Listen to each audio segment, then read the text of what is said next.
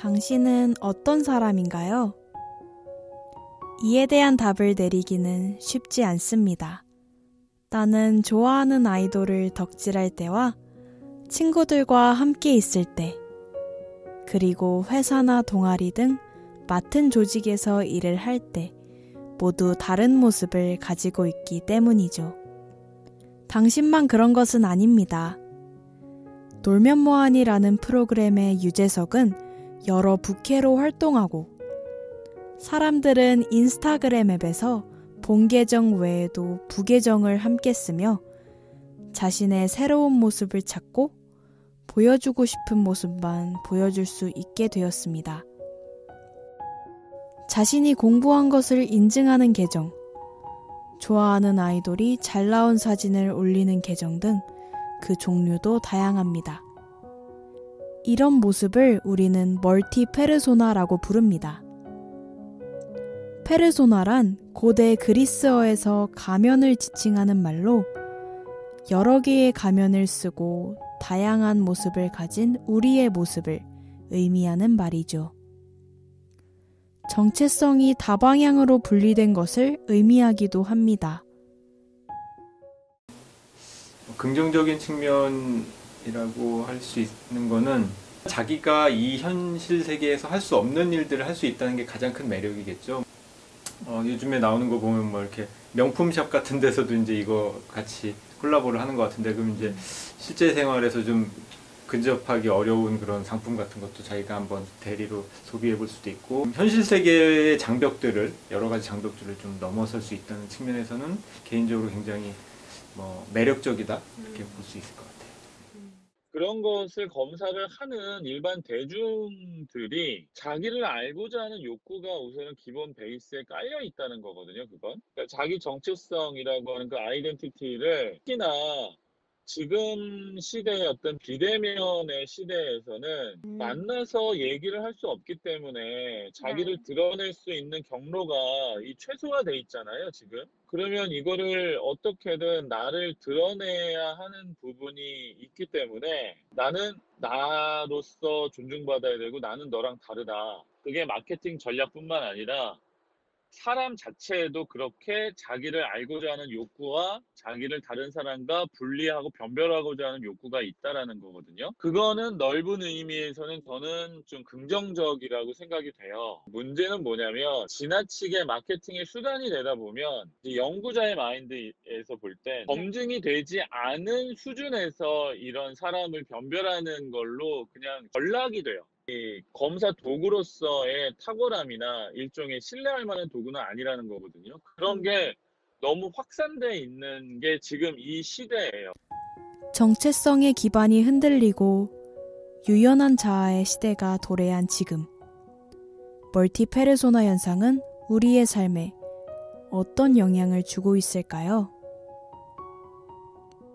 다들 각자의 가치관에 따라 전자기기는 비싸더라도 정품으로 구입하고, 책을 살 때는 절약을 위해 중고로 구매하는 등의 이중적인 소비를 해본 적이 있을 것입니다. 일품 명품주의란 자신이 좋아하는 한두 품목에서는 큰 돈을 투자하여 소비할 수 있지만 나머지 소비에 있어서는 극도로 절약을 시도하는 현상을 의미합니다. 어떤 사람들은 비싼 프리미엄 물건만 구매하고 어떤 사람들은 가성비 좋은 물건들만 구매하는 것이 아닌 한 개인 자체에서 양면적 소비가 발생함을 엿볼 수 있죠. 그런 우려가 어느 정도는 타당성이 있다고 생각되는데 너무 우려하지 않아도 된다고 생각되는 게, 사실 우리가 이제 진정한 자아를 잃어버리고라는 표현을 쓰셨잖아요. 근데 또 이렇게 질문해 볼 수 있어요.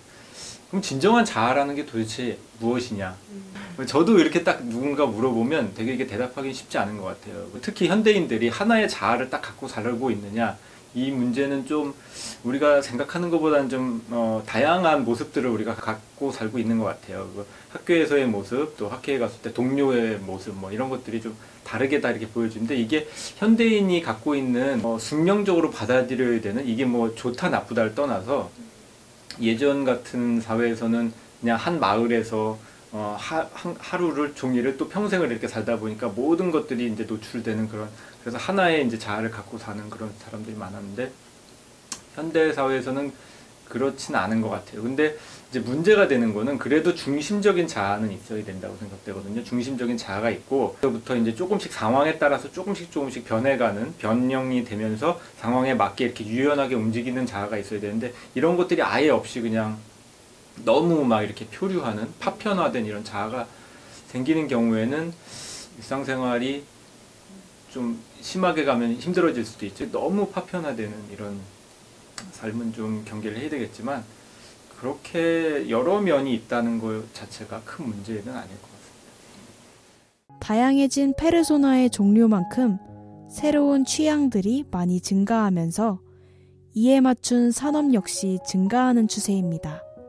갤럭시나 애플에서 지원하는 나 자신을 캐릭터화할 수 있는 이모지를 만들거나 연예인 팬덤이 아니더라도 자신의 가치관과 정체성을 표명하고 공유할 수 있는 굿즈 산업이 발달하고 있습니다. 우리는 스스로의 다양한 모습을 표현하면서 동시에 새로운 나의 모습을 발굴해내려는 노력도 쉼없이 하고 있습니다. 최근 나를 꽃으로, 색으로, 동물로 표현하는 등의 각종 성향 테스트가 젊은 층 사이에서 큰 인기를 끌고 있습니다. 현대인들은 자신의 성향을 유형별로 분류하는 여러 테스트를 통해 스스로의 정체성을 레이블링하여 나도 몰랐던 나의 모습을 알아가고 있습니다. 네, 저도 많이 해봤죠.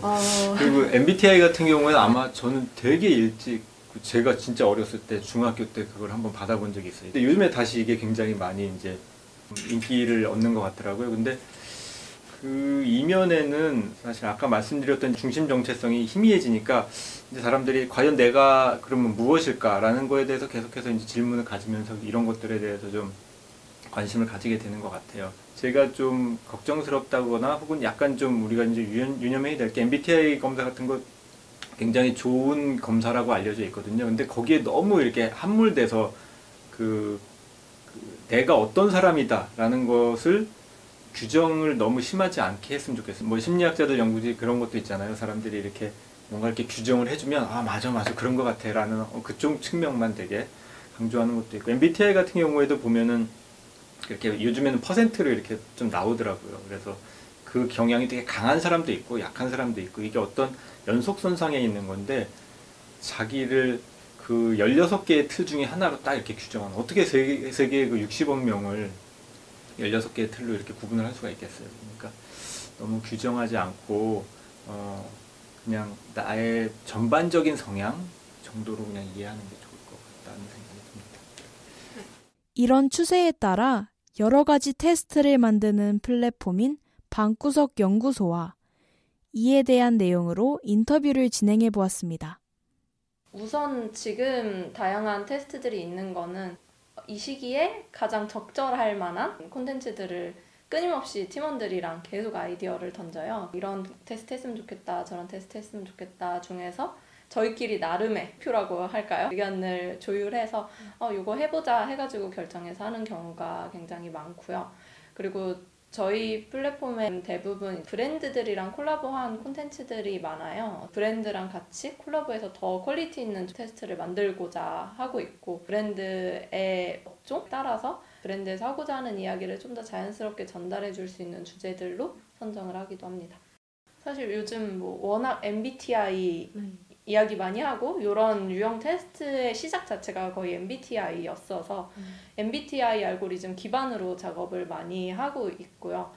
브랜드랑 같이 했던 거 중에는 최근에 우리은행이랑 돈BTI 해가지고 뭐 했던 것도 MBTI 기반이고 그런 식으로도 많이 하고 그리고 저희만의 알고리즘을 만들기도 하거든요. 예를 들어 첫인상 테스트 같은 경우에는 향수 브랜드랑 같이 했던 거라서 향수를 고르는 취향이나 기준에 있어서 여러 가지가 있잖아요. 조금 가벼운 향을 좋아하는 사람, 무거운 향을 좋아하는 사람 이런 식의 것들이 사실 MBTI처럼 외향적인 사람, 내향적인 사람 구분하는 거랑 똑같은 알고리즘을 갖는 거거든요. 그래서 저희만의 알고리즘을 MBTI처럼 만들어 놓고 그거를 적용해서 결과를 도출하기도 합니다. 저희도 그 질문에 대해서는 지금 워낙 MBTI가 유행했던 것부터가 요즘 친구들이 혹은 언제부터나 항상 자기 자신에 대해서 알고 싶어 해왔던 거는 언제든지 그랬다고 생각하거든요. 어떤 거든 나라는 속성을 가진 게 어떤 성향을 가지는지 같은 것들을 많이 궁금해 왔었던 것 같은데 이제 MBTI가 크게 화제가 되면서 이런 유형 테스트가 화제가 됐던 것 같고 그래서 사람들이 더 많이 즐길 수 있는 환경이 같이 갖춰져 있는 것 같아요. 저희는 사실 어쨌든 저희가 힘들게 만든 콘텐츠를 많은 사람이 즐겨줘야 의미가 있는 거기 때문에 많은 분들이 어떻게 하면 즐길 수 있을까를 고민할 때 기본적으로 당연히 이거를 하고 싶게끔 만들어진 타이틀인가가 가장 중요하게 보고 그 다음에는 결과에 있어서 이걸 공유하고 싶은가 이 두 포인트를 가장 유의 깊게 보면서 기획을 하긴 해요. 이렇게 MBTI에서 시작되어 대학교 학과 테스트 등 급격히 유행하는 각종 테스트는 다원화된 현대사회에서 진정한 자아를 찾으려는 현대인의 갈구라고 할 수 있지 않을까요? 그렇다면 이런 레이블링 현상은 사람들의 소비에는 어떤 영향을 줄까요? 소비 사회를 살아가는 소비자들에게 자아란 소비 행태를 결정하는 가장 근원적인 문제라고 할 수 있습니다. 이런 테스트를 경험한 후 자신에게 해당하는 유형을 확인하고 비슷한 유형의 사람들이 추구하는 브랜드나 라이프 스타일에 동조하면서 멀티 페르소나 현상으로 인해 불확실해진 정체성을 조금이라도 확립하려고 하는 것이죠. 저는 사실 뭐 이런 식의 질문들을 꽤 즐기는 사람이었거든요. 어쨌든 나 자신에 대한 질문을 계속 던지는 거잖아요. 너는 이럴 때 이렇게 해, 저렇게 해 같은 것들을 계속 질문을 던지는 거를 탐구하는 거를 즐기는 편이었어서 자아 정체성을 확립하는 부분에 있어서 저는 많은 도움을 줄 수 있다고 생각을 하고요. 사실 나에 대해서 탐구하려고 많은 분들이 노력하고 있지만 워낙 미디어가 많이 발달해서 더 나를 그냥 가볍게 기쁘게 해주는 것들이 워낙 많아서 나 자신에 대한 대화를 많이 하는 시간이 아마 부족할 것 같아요. 근데 이거를 이제 재밌게 친구들과 웃으면서 막 떠들면서 할 수 있게 만들어 놔서 게임처럼 그래서 그렇게 재밌게 즐기면서 나를 알아가는 거면 긍정적인 작용을 해서 자아 정체성을 확립하는 데 많이 도움을 주지 않을까 싶습니다. 네. 저희가 워낙 브랜드랑 콜라보한 콘텐츠들이 많기 때문에 그런 경우들은 아마 거의 대부분 있을 것 같아요. 예를 들어 첫인상 테스트에서도 너는 이런 유형이니까 이런 향수가 너랑 잘 어울릴 거야 라고 추천을 해주면 그거를 그냥 내가 뭐 향수를 고를 때 뭐 그때 목적이었던 브랜드로의 회원 가입이나 뭐 구매 전환에 있어서도 되게 좋은 효율을 보였었고 그런 거 외에도 저희는 CSR적으로 좋은 캠페인이 있는 것들이랑 주로 많이 하려고 또 하거든요. 그래서 뭐 얼마 전에 같이 3.1절을 맞아서 진행했던 독립운동가 테스트 같은 경우에도 우리은행이랑 같이 했었는데 우리은행에 대한 칭찬을 해주시는 것도 되게 많이 받고 이렇게 비정형화되는 사회적 가치 속에서 소비자의 중고 집단 역시 다양해지면서 진짜 나를 찾으려는 현대인의 고민이 더욱 깊어지고 있다고 볼 수 있습니다. 그렇지만 여러 겹의 가면을 쓰고 있는 현대인들인 만큼 오히려 실제 자신의 모습이 무엇인지에 대해 혼란을 느끼게 될 수도 있습니다. 글쎄요, 그거를 혼란을 해소할 수 있는 방법이 있다면 굉장히 훌륭한 인격을 갖고 있는 사람이 될 것 같은데, 근데 그런 혼란을 조금 줄일 수 있는 방법은 사실 이제 뭐 MBTI 같은 경우에 좀 학술적으로 이제 연구가 누적이 됐지만 뭐 어떤 동물에 가까울까요라든가 이런 거는 좀 되게 유사과학, 그러니까 좀 검증되지 않은 경우가 많거든요. 그러니까 그런 거에 기대기보다는 그 시간에 정말 자기가 자기 자신이 궁금하면 한번 생각을 해보는 게 훨씬 더 좋은 것 같아요. 나는 어떤 사람인가? 한번 이렇게 차분히 생각해 보면 여러 측면들이 물론 있지만 그 중에 자기의 중심이 아마 보일 것 같아요. 그래서 그런 식으로 스스로 뭔가를 이렇게 좀 자기 자신을 찾아가는 노력이 좀 있은 다음에 MBTI도 그렇고 그런 거에 이제 좀 부가적으로 의존하는 게 좀 더 맞지 않나 하는 생각입니다.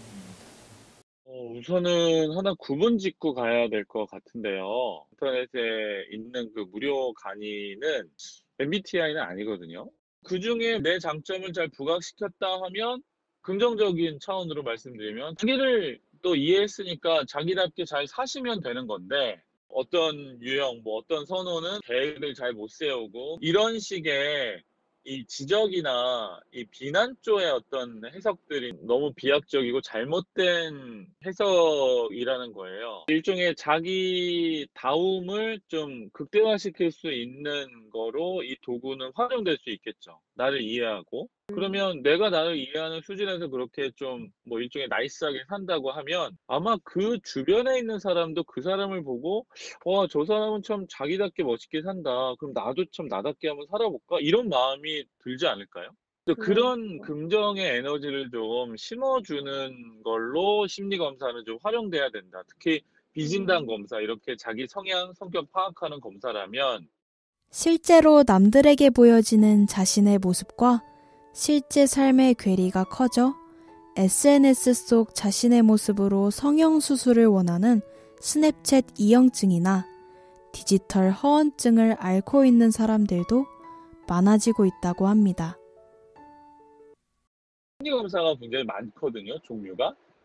근데 그 심리검사가 무엇을 알아보는 심리검사인지를 우선 확인을 해야 되고, 그러니까 기본적으로 중요한 건, 나는 지금 내 특성 중에 뭘 좀 알아보고 싶다 하면 그걸 알아보는 검사를 하시면 되는 거예요. 가장 중요한 건 뭘 알아보는 검사인지를 파악하고 다양한 심리검사 중에 타겟팅을 해서 내가 알고 싶은 거를 검사하는 게 가장 중요하고, 그리고 또 하나는 검사만 받으시면 안 돼요. 검사 받고 해석 받으셔야 돼요. 자칫 잘못하면 프로파일에 나와 있는 그 해석에 대한 내용을 자기 수준에서 이해하고 끝나요.